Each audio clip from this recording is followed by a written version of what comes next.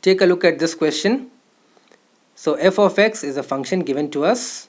It is half minus tan of pi x by 2, and g of x is another function which is equal to the square root of 3 plus 4x minus 4x squared. And we have to find out the domain of the sum of these two functions, f plus g. How do we do this question? Well, first of all, let us look at the function f of x. Now, in the interval from minus 1 to plus 1, which is an open interval, clearly this function is defined everywhere. Because if x were equal to 1, then we would have tan of pi by 2, which is undefined. And that point is not present in the interval. And the same thing applies for x equals minus 1. Now look at the second function, g of x. For this function to be defined, we have this condition, 3 plus 4x minus 4x squared must be greater than or equal to 0. Which means we can reverse the inequality and write it down like this.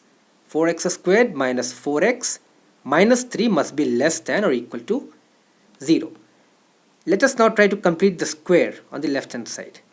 And we can write it down like this. So it can further be written down as 2x minus 1 whole squared minus 4 less than or equal to 0.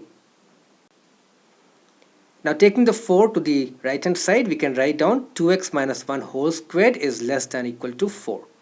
So when we take the square root, we can write down that 2x minus 1 must be between minus 2 and plus 2. Which means 2x must lie between minus 1 and 3.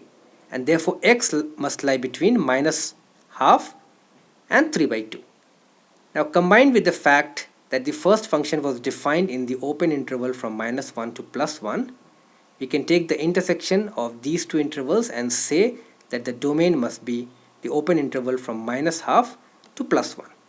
Now the closest answer is option 4.